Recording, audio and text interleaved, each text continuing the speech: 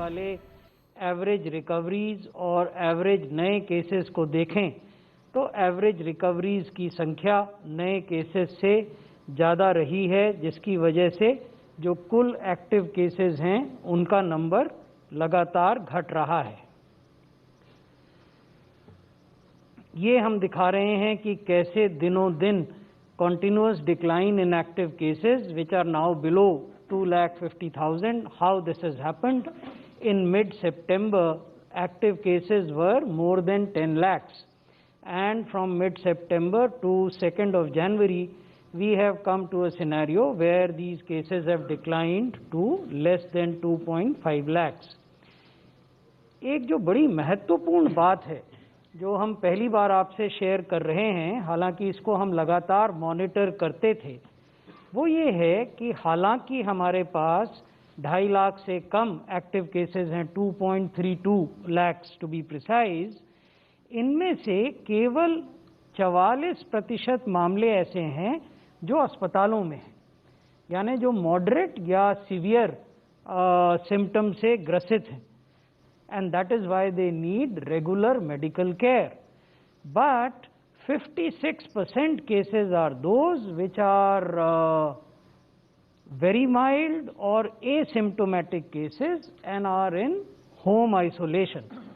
This indicates that the overall burden on the healthcare structure, health delivery structure in the country has declined appreciably on account of COVID. तो ये हम आपके साथ share करना चाहते थे आज। अब विश्व के साथ अगर तुलना करें तो cases per million of population अभी भी we are amongst the lowest in the world. 7,504 case per million हमारे यहाँ हैं, और अनेक देश ऐसे हैं जहाँ 22,000, 35,000, 40,000, 60,000 से भी ज़्यादा पर मिलियन पॉपुलेशन के केसेस हैं। डेथ पर मिलियन पॉपुलेशन देखें तो भारत में 108 डेथ पर मिलियन और अन्य देशों में 1200 तक डेथ पर मिलियन पॉपुलेशन है। एक्टिव केसेस जिनका मैंने अभी जिक्र किया, active cases per million of population हमारे यहाँ 167 हैं, यूएसए में 24,000 से ज़्यादा हैं, इटली में 9,000 से ज़्यादा हैं। New cases per million of population in the last 7 days, ये एक ऐसा पैमाना है जो हमें बताता है कि पिछले सप्ताह देश में और विश्व में जो इन्फेक्शन है वो किस तरफ जा रहा है, किन देशों में ज़्यादा केस हो रहे हैं इन द रीसेंट पास्ट। तो भारत में 96 new cases per million population in the last 7 days, and there are countries like UK and USA where it is more than 5,000 and more than 4,000 new cases per million of population.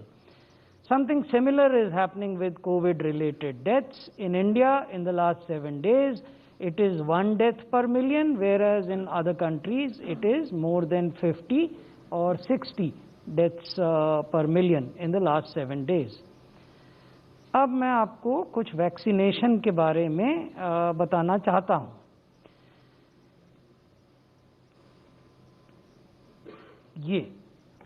ये जो आप पहला root देख रहे हैं, ये वो गतिविधियां हैं, these are those activities which were being digitally monitored within the country under the universal immunisation programme.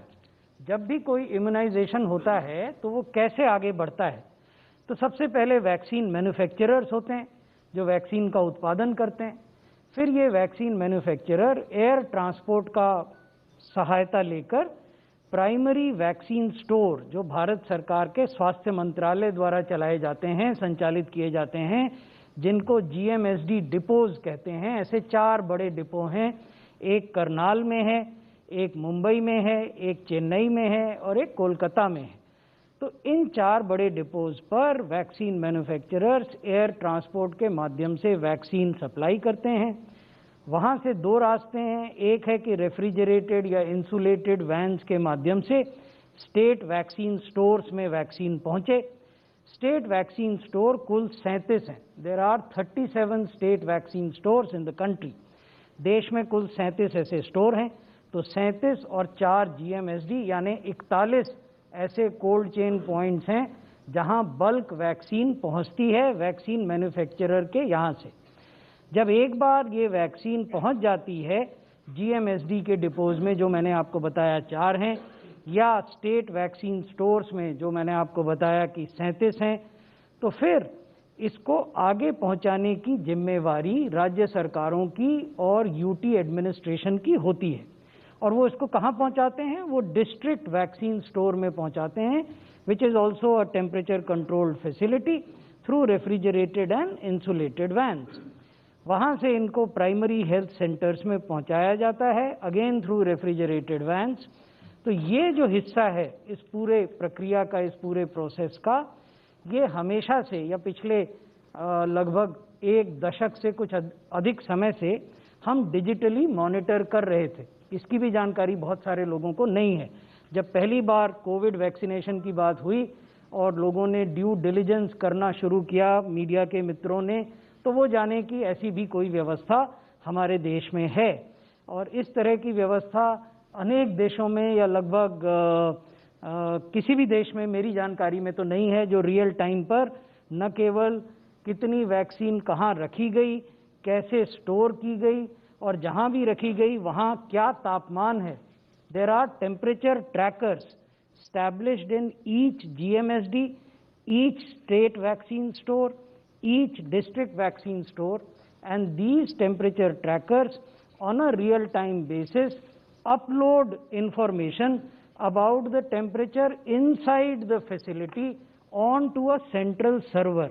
So sitting in Delhi or sitting in Lucknow or sitting in Trivandrum, the program manager can know which center has seen a dip, sudden dip in temperature or a sudden hike in temperature, so that corrective steps can be taken.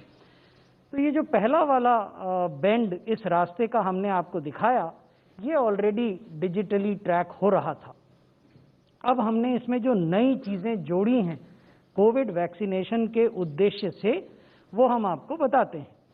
Primary health centre से vaccine को जब परिवहन किया जाता है, transport किया जाता है, तो वैक्सीन कैरियर्स के माध्यम से होती है। इसको पैसिव इक्विपमेंट का नाम भी दिया जाता है तकनीकी भाषा में। Why passive? Because everything shown by blue are active cold chain equipments. What do we mean when we say active? It means कि ये ऐसे इक्विपमेंट हैं जो या तो बिजली पर चल रहे हैं या सोलर पावर पर चल रहे हैं। यानी इनमें जो वॉक इन कूलर्स हैं, वॉक इन रेफ्रिजरेटर्स हैं, आइस लाइन रेफ्रिजरेटर्स हैं, they all work on electricity और ऑन सोलर पावर। लेकिन जब आप ये जो हमने आपको दूसरे रंग से येलोइश कलर से दिखाया है, ये वो इक्विपमेंट हैं या वो प्रोसेस हैं जो पैसिव इक्विपमेंट पर आधारित हैं। यानी आइस बॉक्सेस, वैक्सीन कैरियर्स, इन पे भी टेम्परेचर मापने के यंत्र लगे रहते हैं, ताकि जो भी वैक्सीन ले जा रहा है पैसिव इक्विपमेंट में या ले जा रही हैं, वो ये जाने कि क्या टेम्परेचर वही मेंटेन हो रहा है जो कि किया जाना चाहिए। तो अब ये सब सेंटर पर वैक्सीन आ जाती है, जो कि पहले 2 समूहों के लिए, यानी हेल्थ केयर वर्कर्स के लिए और अदर फ्रंटलाइन वर्कर्स के लिए, ये सेशन साइट होंगे, यानी सब सेंटर पर और इससे ऊपर की व्यवस्थाओं पर, यानी कम्युनिटी हेल्थ सेंटर पर, हेल्थ एंड वेलनेस सेंटर पर, डिस्ट्रिक्ट हॉस्पिटल पर या प्राइवेट हॉस्पिटल पर वैक्सीनेशन की कार्रवाई की जाएगी। सबसे नीचे जो हायरार्की में है वो है सब सेंटर।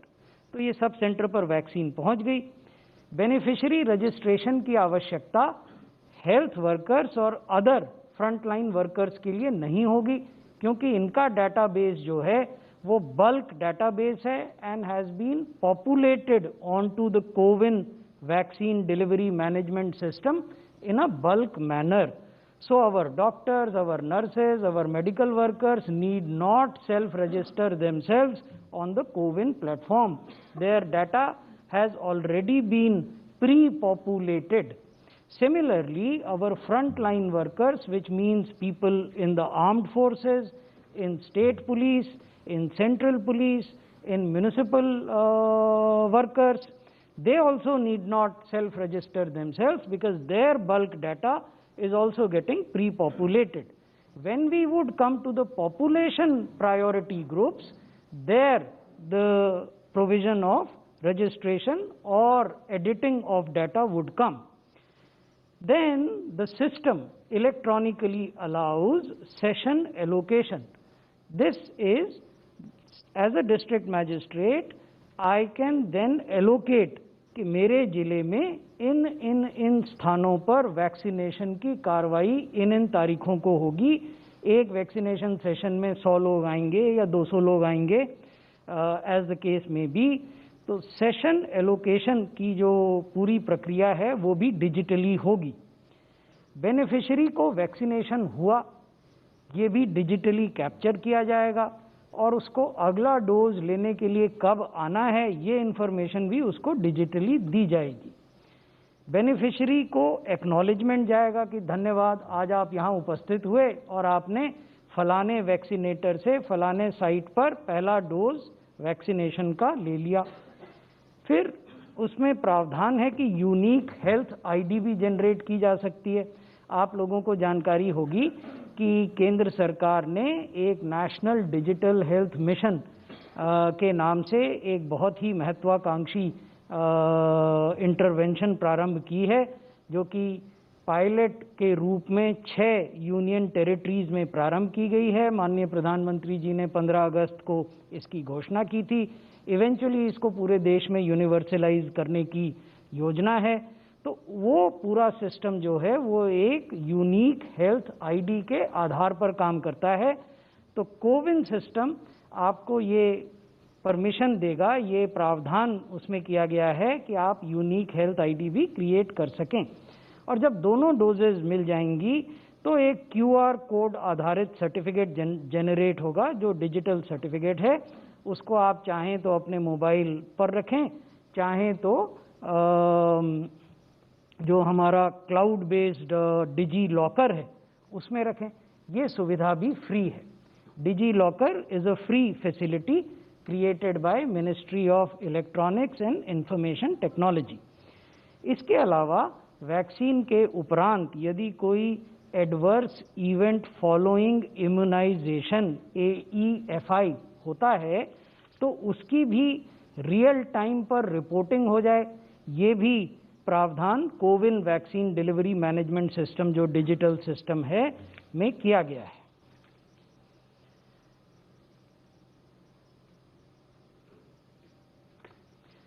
अब हम आपको इसके मुख्य फीचर्स बताते हैं। कोविन हमने बनाया भारत में है, लेकिन ये विश्व के लिए है, ये एक पब्लिक हेल्थ गुड है। तो जो देश भी इसको इस्तेमाल करना चाहेंगे, भारत सरकार प्रोएक्टिवली उनकी मदद करेगी इसके उपयोग में। जैसा मैंने आपको बताया, इसमें सेशन एलोकेशन हो सकता है, आधार ऑथेंटिकेशन हो सकता है और इसमें यूनिक हेल्थ आईडी का क्रिएशन हो सकता है।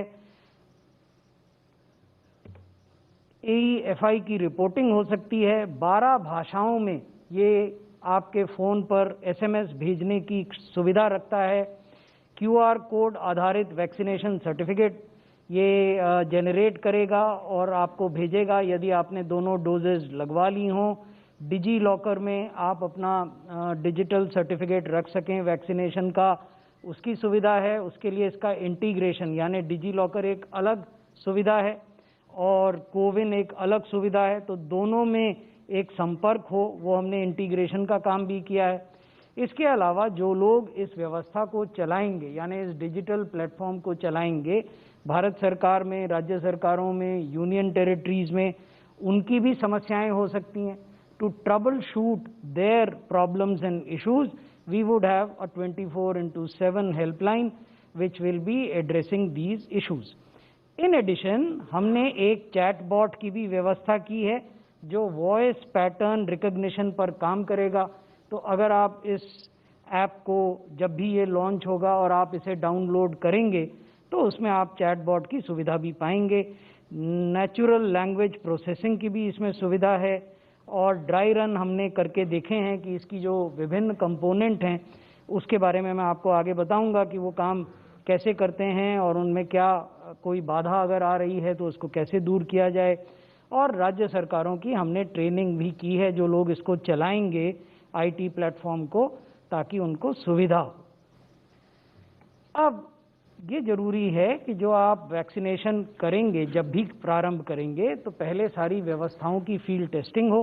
तो 28 और 29 तारीख को हमने देश के 4 राज्यों में, नॉर्थ, साउथ, ईस्ट, वेस्ट में हमने पंजाब लिया था, आंध्रा लिया था, ईस्ट में आसाम और वेस्ट में गुजरात, इनके 7 जिलों में हमने इसका एक ड्राई रन किया, जिसमें कि हर जिले में 5 सेशन साइट्स और हर साइट में 25 vaccination without the vaccine obviously ये टेस्ट किए गए। इसमें कोई बड़ा इशू नहीं सामने आया। कुछ माइनर इशू कोविन की वर्किंग से रिलेटेड राज्यों ने बताए थे, उन सबको हमने एड्रेस किया है। राज्यों ने हमारे साथ ये जानकारी भी साझा की कि जो ऑपरेशनल गाइडलाइंस हमने निकाले हैं उनको वो समझ पा रहे हैं और उनको फील्ड में इम्प्लीमेंट कर पा रहे हैं।